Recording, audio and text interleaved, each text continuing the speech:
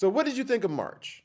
Uh, like genuinely, how did you feel about the month of March in DC Legends? I'm gonna give you my final thoughts of the month and what I think you should be focused on.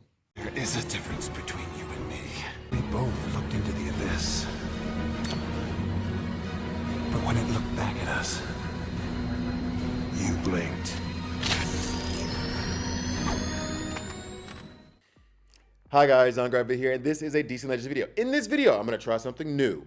I am going to give my final thoughts on the month of March. Like I always give you guys like a March preview and let you guys know like what I think is going to come, but I never give you an update on like what I was right about, what I was wrong about. Was it awesome? Was it terrible? Blah, blah, blah, blah, blah. So I'm gonna go ahead and try to hit you up with that right now. So I did think in the preview that the month of March seemed like a big wet fart. Am I allowed to say that on YouTube?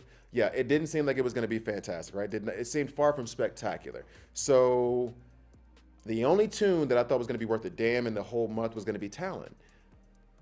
I was wrong. I was absolutely wrong. Talon actually is even better than I thought he would be. He's absolutely like nuts. I thought he was gonna be on like the Aquaman level, where Aquaman, when he got his rework to deal with Black Flash, is really good. He's a really, really, really good tune, really, really good rework, but he is by no means an absolute staple outside of using him for Black Flash.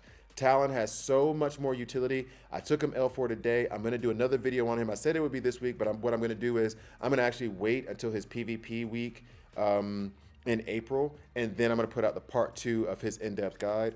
But because I've gotten him up to L4 today based on the siege frags I get, and I want to play with him for like another, while before I actually give another guide to him. So sorry guys, but I'm just going to try to like be as thorough as possible. Anyway, next.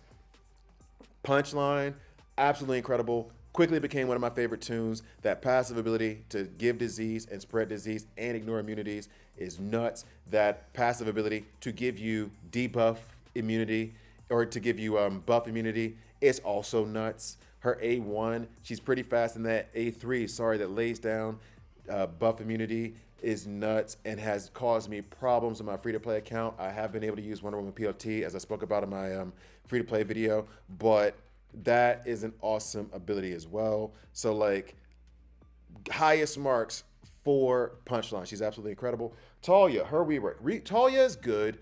Talia fits my style of play and the style of play I like to use, and I'm still like exploring how to use her best, but I took her RB1.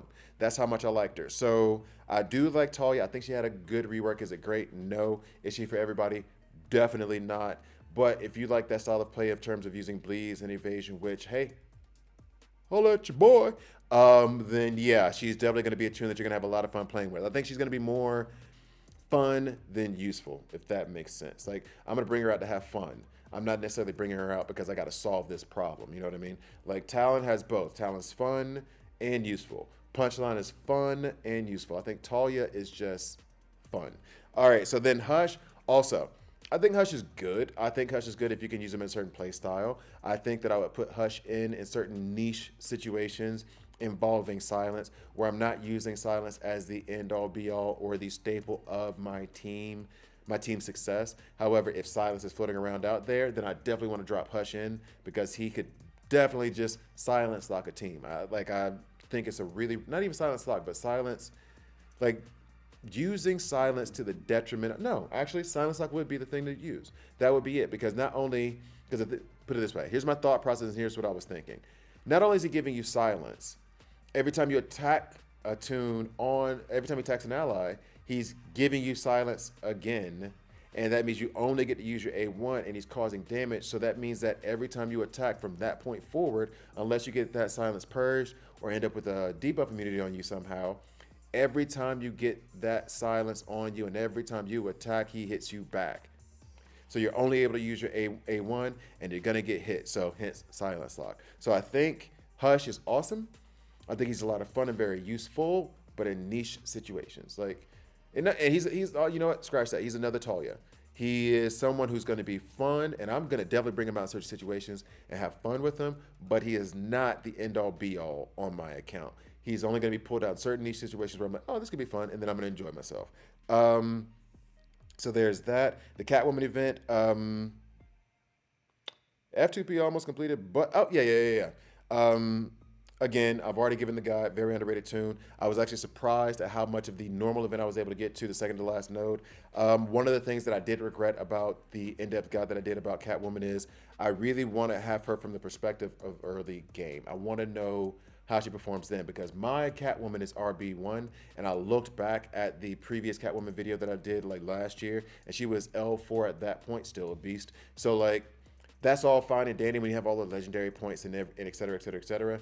I wish I had checked out what she's like at R4, R5 first. I'm getting her up to that point right now, but she still won't be ready on my free-to-play account for like another week or two. So I did like Catwoman. I do like Catwoman. However, I probably should have been a little bit more thorough and a little bit more critical in my evaluation of her in early game. In fact, stop.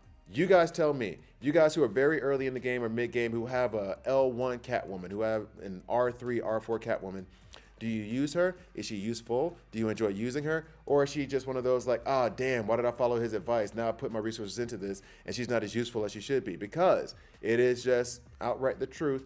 Tunes perform differently at different levels with different gears and legendary orders. That's just a fact. If a L1, put it this way, a R5 Punchline is not nearly the beast that an L3 one is. Full stop. And I don't care if that's level 50 or level 70, those legendary points do make a difference, and being able to ring out and get certain damage and extras do make a difference.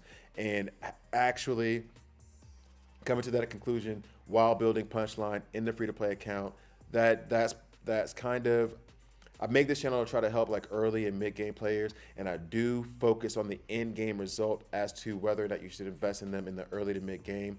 However, I also need to check as to whether or not investing in that tune is even going to be useful to you in the early and mid-game. So I got to keep that in mind. Gotta keep that in mind. Got to learn something. And then on top of it, Nightmare Campaign was stupid, dumb easy, and I don't know if it's because we're figuring it out or because Jessie Quick just ended up being an absolute beast now.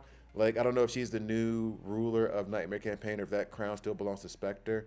However, both of them are absolute beasts, and both of them have absolutely wrecked Nightmare Campaign. And on top of the fact of now that you have Talon, which I don't even know if I use Talon in Nightmare Campaign, but I will say this, Disease was awesome. It was fun to use Disease in Nightmare Campaign. So that's my month in review, basically. If I had to, okay, the reason I just did the like that was tier list. I'm going to give Talon A tier. I'm going to give Punchline A tier. I think they're both A tier tunes. Talia, I'm going to be biased on Talia though. Like, I think Talia and Hush might both be C tier. They're fun and useful, but they're so niche. And Talia is fun and useful because of my playstyle. A lot of you are not going to like her. And Hush, same thing. He's very, very niche. I like him, but I'm not compelled to use him. I'm compelled to use Talia because I like her playstyle. I'm not compelled to use Hush. So I would give them both C tier. Albeit, I'm sorry, C isn't necessarily bad. It's just not as good. And then Catwoman. Man, damn that. Catwoman's an A tier tune. Sorry. Catwoman's an A tier tune. I'm sorry. Like, she does so much. She is so incredible. Like, Catwoman has to be A. And actually, the Man-Bat in-depth guide, that's going to come out next week. I'm trying to work on the videos for him. So I don't know what level I would put him at. The Superwoman frags, she's definitely S tier for Raid. I was not able to get as many Superwoman frags as I wanted on my free-to-play account or on my main account. I wanted to be able to take her at least L5. I think I said even RB1, and I just completely overestimated what I would be able to do during those events. So that's on me.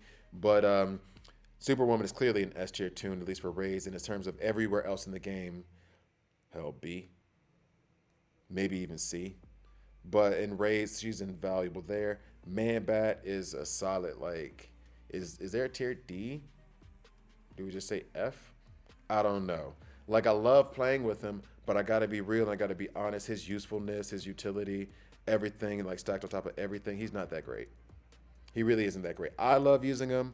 I love having fun with him. I'm gonna have fun making the in-depth guide. But is he to the level of Talia and Hush? No. Like, Talia, they're both like Talia's more useful than Man Bat, legit. Or is she though? Because Man Bat, when he starts laying down that disease, so I'm literally like thinking all this out loud right now. I don't know if I'm prejudiced towards Man, and me saying that I'm prejudiced towards him while saying he's an F tier tune, that says a lot. I don't know if I'm being prejudiced towards him because of how much I love his disease mechanic. Like, I really do love his disease mechanic and how it works on taunters and invisibility. And if you get it done right, you can really make it work. But you really have to get it done right, and that's really the only thing in this kit that you're going to use. But same thing with the Talia. Like her evasion ups on her A1. Oh, the evasion ups on the A1 makes it very, very hard to take her out, as well as laying down the bleeds in the hit. So yeah, I would say Talia's up a rank above Man Bat. I would put Hush and Man Bat right at the same level. And then, of course, Talon and Punchline are both above them. And then Superwoman is above Talon and Punchline, just because when she unlocks Raid for you, you get so many resources out of that she just has to be, her value is just so much higher. Utility, not so much. Talon and Punchline are both have more utility, but Superwoman has more value. So those are my thoughts on the month of March. The month of April, I have no idea about yet. I saw they just announced the who the tunes are going to be, and it's like Ultraviolet Jon Stewart. And then someone else, I don't know, they're doing a Parallax rework and an Alan Scott. I'm guessing Alan Scott, I don't know if he needs so much of a rework as much as he needs like a power bump, because he's pretty boss as is. So yeah, that's what's coming up in April, so I can't wait for them to give that release so I can go ahead and make that video. But in any case, I drop these videos every Monday, Wednesday, Friday. So please please subscribe. If you don't like it, hit subscribe and hit dislike. I'm okay with that as well. Please buy me a coffee. Help support the channel. Check out the description below, and I'll see you guys next week.